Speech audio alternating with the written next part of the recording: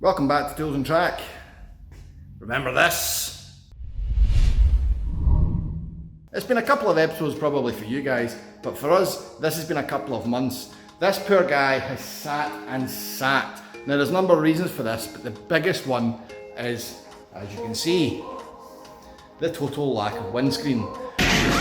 I remember back in the days when these things got drifted. These things were so common, they were everywhere. Now, well, the import thing in America, that has really put a tax on a lot of things.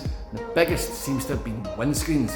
We have waited weeks, nay, months to get a windscreen for this, but finally, it's due tomorrow. I say it's due tomorrow, there's actually a windscreen here which has arrived, but for those aficionados that really know what Skylines are about may notice the obvious problem in the room here. That is for an R32, and that's an R33. So believe me when I tell you, this has not been an easy journey, but tomorrow an R33 one will arrive and somebody's going to bond it in. The problem there is, I'm in work, so I won't be able to film it. But we're going to skip to a wee point when a windscreen does arrive in it, and we'll pick up from there. In other news, at the end of the last episode, I was going to try and badger Craig into not going with that standard R33 bumper that you can see behind my head there. That thankfully now has just become an ornament because we've got a decent aftermarket one which will really bring out the looks of the car again. Granted, it's sitting there in glass fibre, it's due to get painted, but as you can see, the thing's stripped and we're ready to go. So bumper sorted, windscreen's about to be sorted. The next thing we'll need to deal with is the bonnet, but I think that can be saved and it's probably going to go to somebody to get a repair on it. Once that's done, we can look to actually get this bad boy back in the road, which I'm pleased to say is a good thing, because Mechanical Debt episode 3, there's another one in the queue. We'll get to that in a minute. And by the way, if anyone wants to buy the old screen, don't.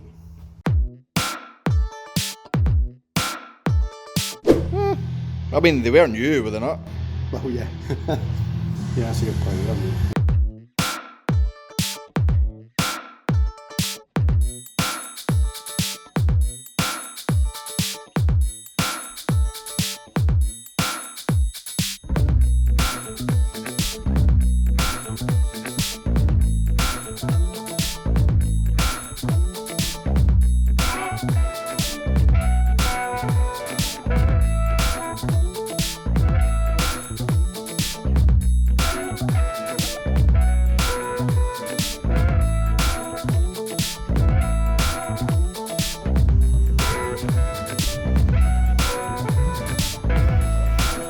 Placing bets, is this a fix?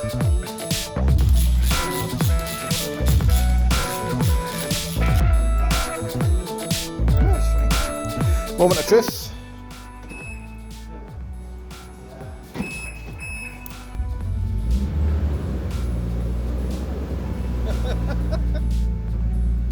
I mean, we're warming up, so that's positive. So we think there might still be a misfire. So it's going to get a very, very hillbilly drive around the block.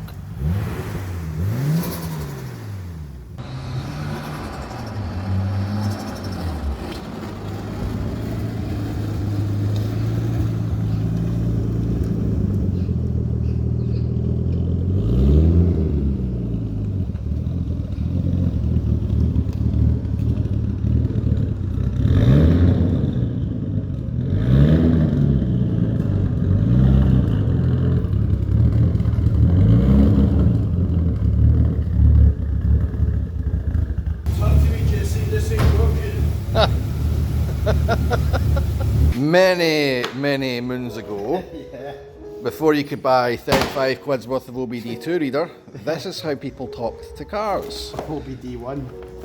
Yeah. With, need to find the Nissan. Chrysler. Oh yeah. Toyota. Nissan.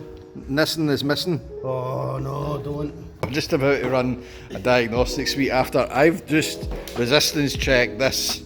This is apparently a common fault in these guys, the coolant temperature sensor throwing a hairy fit. Now, at 20 degrees C, i.e. or 30 in my hand, it was reading 120, so I think that's the fault. But Craig's about to plug into the wall the OBD reader made by Amstrad. OBD1 So I think it's an Atari 2600. So here's how you plug in a pre-OBD2. So first you start with the adapter. That has an adapter for the adapter that plugs into that. It's not when you plug into the wall, we need the extension. Not that one, because I broke that one. You broke my green extension? Well, Greg next door broke it. He bought it. Cow. And then says, oh, I think the fuse is blown on it. Oh, that's convenient. Oh, the 90s. Right. It was a lawless wasteland for compatibility. Oh, I can hear the fans running. Fuel pumps on. Wow. Ignition on. Wow. Power up. See if I recognise this tune. Hold on, power. You could get a wee printed receipt if you want on your visit. Oh, I think the receipt's long expired for this. Oh, there we go. Hey! Is that on button button. there? Ah, right. Yeah, it's initialising the system. I don't know what this is. Oh, good God. What, is it touchscreen? This is touchscreen. Is it? I think so, yeah, hold on. Well, it done something. Get apps, you can get Just go there. Instagram on it. I'm going to go away. It's the Fucking 29, it's going to be pretty. sure, Gallo 12. Yeah. Gallo 12. So that hasn't solved the problem, and a whole set of coils hasn't solved the problem. So we think that this guy here is the problem. Overnight parts from Japan, and it's now time to try. What is this actually called?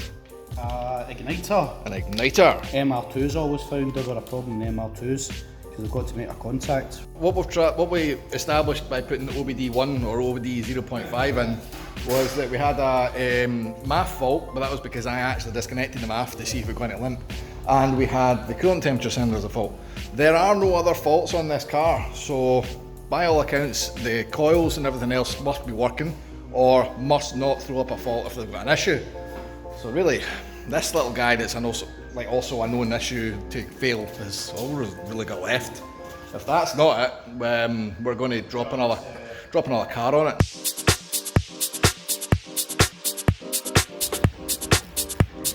Proper cleaning of metallic surfaces here. Oh, has it got an actual compound that goes on it? So that has to make, I've had this before with MR2's, it's got to make contact. Right. And then to be extra cautious, I've earthed that onto the body as well now. Belt and braces, boys. What I'm going to do is let you start it, because the last time I started it, it didn't fix it. So, you know, this time we'll get you to do it.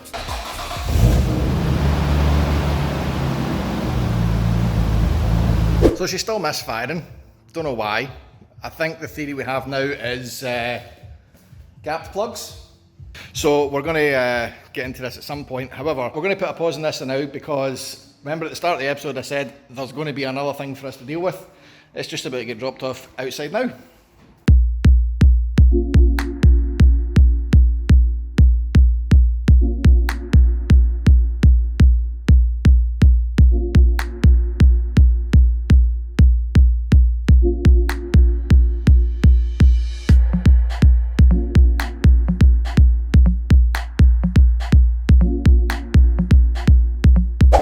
You may ask yourself, what is this thing doing back on the channel? That's a good question. Good guess, but actually no. I don't really have a good answer for it.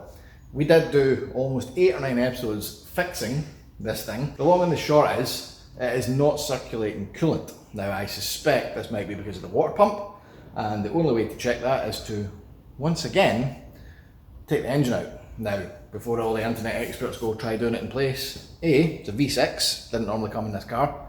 B, it's a 355 kitted MR2, so access isn't great either. And C, I'm doing it, not you. And I know that the long way is probably the shortcut. So, you've seen how we did this before. I'm not going to dwell on it too long. Let's get to the bit with the engines on the floor, shall we?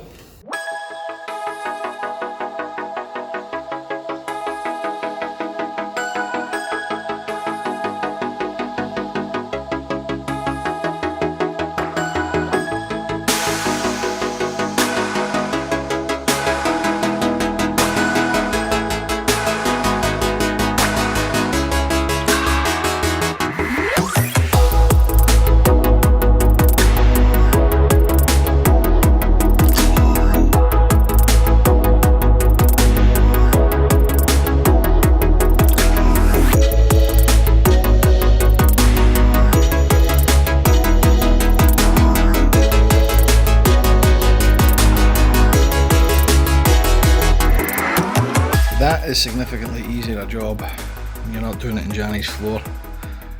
Obviously having a wee pallet trolley thing does help. But the next job for us is going to be taking the belt off. However, I'm f***ing ruined.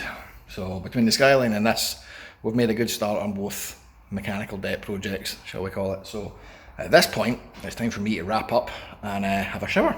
We'll come back to this tomorrow, I dare say. But in the meantime, Patreon's running up beside the screen right now. Thanks for your support. If you don't know what it's about, patreon.com/chosentrack and support, well, other projects, not specifically this. If that's not for you, cool, just hit like and subscribe because it makes doing all of this stuff quite worthwhile for me. And until next week, guys, I'll see you around. Drive safe.